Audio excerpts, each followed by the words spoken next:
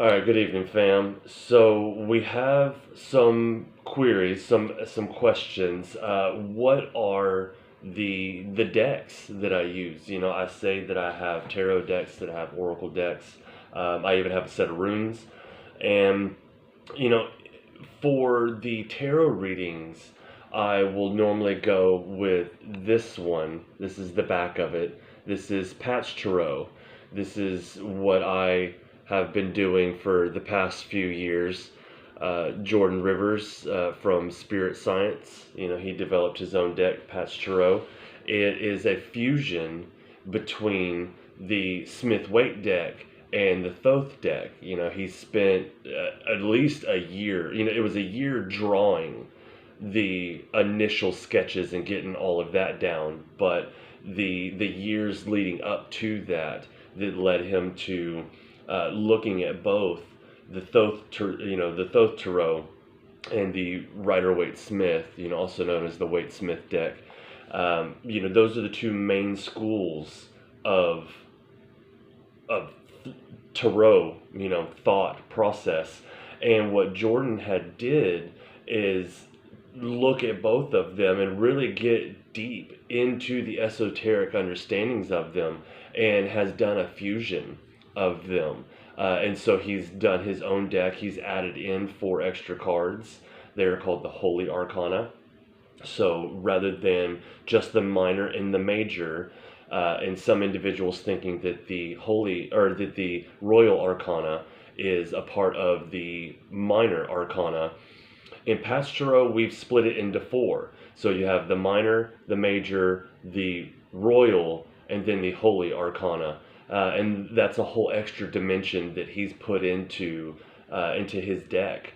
And it's something that I really fell in love with. I had only been with 1 or 2 other decks beforehand. The Tarot Illuminati is the one that I started out with and absolutely fell in love with. And once I found this and began to understand the difference in the ideas behind the schools of thought in tarot, as far as Crowley and Pamela Smith, getting those two different, because they both came from the Hermetic Order of the Golden Dawn, so they both had this background of the same kind of pull, and then Jordan has done a much updated since then. And then just about every deck that I have turns out is what's called an outlier to those two schools of thought. So rather than some people basing their deck around what Crowley and Lady Frida Harris did with the Thoth Tarot, and what A.E. Waite and Pamela Smith had done with it's called the Rider deck, because it was the company that produced that deck. So you get several different names, but these other decks that I have are not really structured into that exact same. They may follow some of the same format, but you might have knights in place of kings, and this might mean air, and this might mean fire.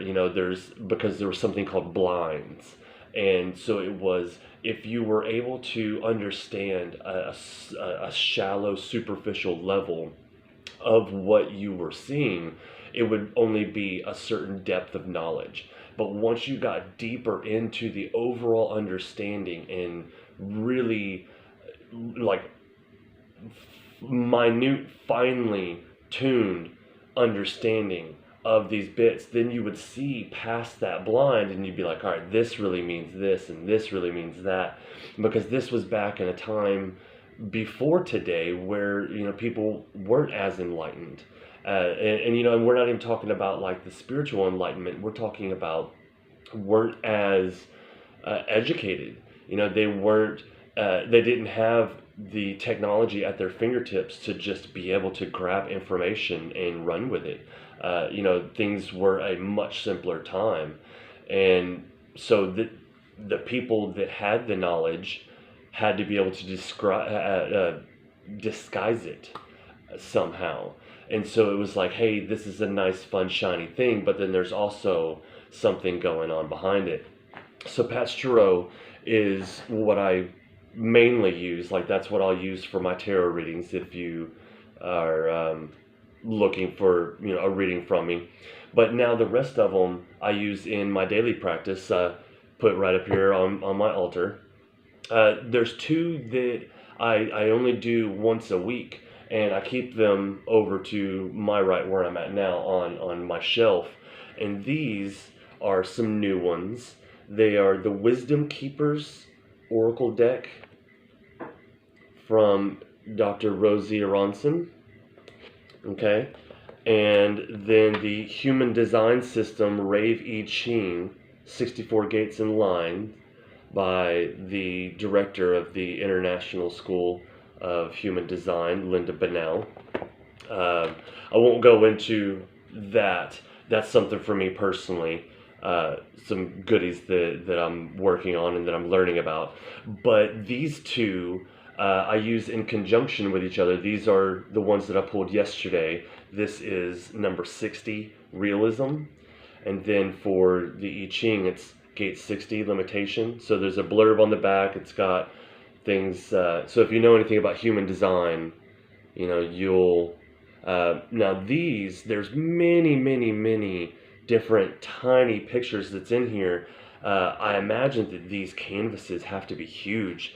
Dr. Rosie Aronson has really put some fine detail into all of these faces. And so what this is as far as the Wisdom Keeper, so there's 64 faces of awakening is what it's called. And so that's why it deals with the 64 hexagrams. And when you look at it, it's got all this different symbolism, and her whole story behind that. I invite you to go take a look at that. So that's something that I'll take like a weekly meditation on. And yesterday was Monday, Moon's Day. So as a reflection, I will do this, and I'll read on it. And then when I'm dealing with human design for my bit, I can reflect on this. So all of these cards that I have as a cycle are ones that deal with my chart. The next set, this is the Threads of Fate by Blair Porter and Britt June. This is the book, but this is the picture that's on all the backs of the cards. So these three, well, the first two, those are something completely different. They don't really have anything to do with necessarily Oracle or Tarot. This one, Threads of Fate, it says Threads of Fate Lumen Edition. That's why I got it, because it's these absolutely wonderful, beautiful colors and this nice holographic work that's on there. So I use that. The ones that started this all, I got these from my partner when we first met. She loaned them to me at first, and then over time I weaseled my way into getting gifted these. But this is Animal Dreaming Oracle Cards by Scott Alexander King, and this is the box. And these are massive rectangles, so they're comparatively the same size as these the 64 Faces of Awakening. But I mean, they're quite massive cards. And this in particular deck is I believe this is Australia animals specific, because it has like the cassowary, the dingo, bilby, other things of that nature. So that was the first deck, and then this one as well, Creature Teacher by Scott Alexander King. And what's really cool about these that I love is that they are round ones, and it's this cool little cosmic snail. I absolutely love and adore that, and I love because animals are gonna be what they are, so you don't get a reversal with that kind of deck. It just animals are the way that they are, and good or bad. It's just so you learn from all the different isms that come along with that animal. It's like the shadow card that was on that I saw, the one at the bottom was B, and is I have good ideas. Salmon is I achieve. Unicorn, I am sacred. So there's world animal cards in there, so it's not just Australia specific. But those are the ones that really started me on my whole adventure, like 5 years ago now, almost 6 years ago, and then it's gotten me into all of this. I have the Book of Shadows, As Above, So Below, and so what this is these cards. The back has this triple moon goddess symbol for both sets. So I have one set here and one set here. So it's two full complete tarot decks, all 78 cards. But the As Above is more macrocosm. It deals with, like the universal energies.